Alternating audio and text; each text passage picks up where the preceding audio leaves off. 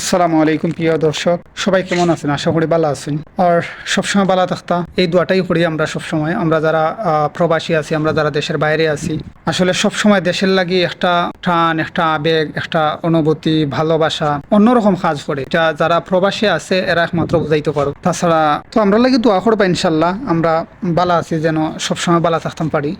আর বেশি বেশি করি আমরা রেমিটেন্স বাংলাদেশে পাঠাইতাম পারি। আমরা প্রবাসীরা লাগি হয়তো প্রবাসীরা রেমিটেন্সের কারণে হয়তো আপনারা বালা থাকবা, আমরা দেশ বালা থাকবো, আমরা এতটুকুই জানি, এতটুকুই বুঝি। আমরা গত কয়েকদিন আগে যে আমরা নির্বাচনটা গেছে, তো নির্বাচনের আগে দেশের পরিস্থিতি অনেক খারাপ আছিল। ভাবছিলাম যে নির্বাচন ওই গেলে মনে হয় দেশের পরিস্থিতিটা আবার সুন্দর হইব বা বালা একটা বাংলাদেশ আমরা উপহার পাইমু। কিন্তু আজকে একটা নিউজ দেখলাম আমি, যেটা হয়েছে গেল যে ছাত্র দলের কিছু ছেলেরা এই যে আপনার কলেজের হল রুমের ভিতরে ঢুকে আরি তোমার শিবিরে রুমের ভিতরে ঢুকে আরি শিবিরে রামদাদি যে তাদি ফারের ওলাখানি তারা আক্রমণ করছে বা মারের রুমে ঢুকে গিয়ারি মারে। এই নিউজটা দেখার পরে এতটা আতঙ্ক ভিতরে কাজ করে যে রাজনীতি যারা করে বা রাজনীতির প্রতি যারা অ্যাক্টিভ আছে, আসলে এরা এরা এরা এরা নিরাপত্তাহীন। সুতরাং আমরা বাংলাদেশের যে রাজনীতি, এই রাজনীতিটা আসলে কতটা নিরাপত্তা দেয় এটা আপনারাই বালা জানুন। আর এই নিউজটা দেখার পরে আসলে খুব কষ্ট লাগলো যে আমরা ভাবছিলাম যে হয়তো নির্বাচনের পরে সরকার পরিবর্তন হইলে দেশটা একটু শান্তি হইব বা আমরা নিরাপত্তায় থাকবো, যে পিছনে যে মারামারি খাটাখাটি কোন আহাজারি হয়েছে এগুলা থেকে হয়তো আমরা বিরত থাকবো, এমন ধরনের আশা আমরা করছিলাম। কিন্তু আজকের নিউজটা দেখে আর এতটা খারাপ লাগলো, এতটা কষ্ট লাগলো, আসলে বলার বাহিরে। আসলে আমার ভিডিওটা অনেক লম্বা করে লিছি, সরি আমি আর লাগি। আর নিউজটা আপনারা দেখুন, ইনশাল্লাহ বালা থাকবা। সকলের প্রতি দোয়া রইল, আমরা লাগিও দোয়া করবা। আসসালামু আলাইকুম। কারণ শিবিরের কর্মী আমি, এই জন্য আমাকে এইভাবে আঘাত করা হয়। ছাত্রদলে কি যেন নাম, ওই আমাকে বলতেছে যে এই শিবির করে ধর ধর ধর, এক শিবির করে এক মার, ছাদের উপর দিয়ে আমাকে মারছে। ঘুমাইছিলাম, আমার দরজায় এসে মানে রুমের দরজায় এসে জোরে জোরে বাড়ি মারতেছে, পা দিয়ে লাঠি মারতেছে, বলতেছে দরজা খুলো বেটা, দরজা খুলো। আমি তখন দরজা খুলে দিছি, দরজা খুলে দিয়ে সাথে সাথে বলতেছে তুমি শিবির করো না, এই শিবির করো না তুমি। এই কথা বলার সাথে সাথে ওরা 12 থেকে 14 জন আমার উপরে আক্রমণ শুরু করে দেয়। এবং আক্রমণ শুরু, কেউ হাত দিয়ে মারতেছে, কেউ পা দিয়ে লাঠি দিতেছে, আবার কেউ দেশীয় অস্ত্র দিয়ে আঘাত করতেছে।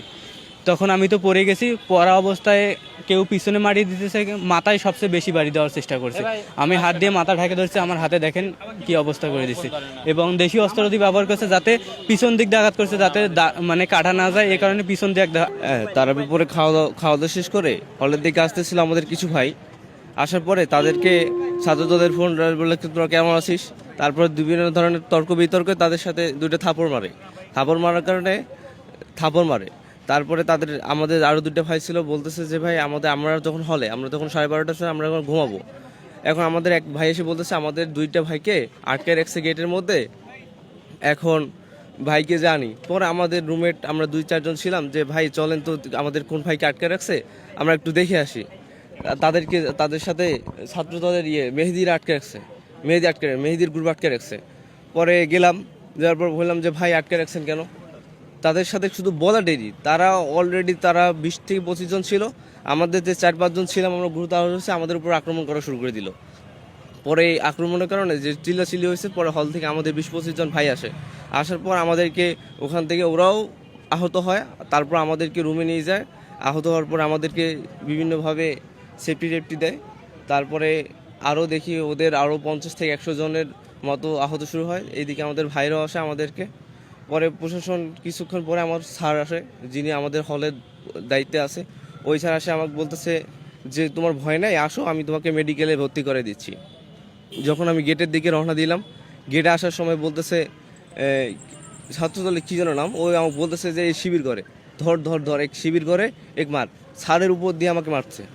মারার পরে তারপর 2-1 জন ভাই ওকে সরাই দিয়ে আমাকে ভর্তি করায়। তারপরে আমরা ঢাকা মেডিকেল কলেজে ভর্তি করে আমাদেরকে।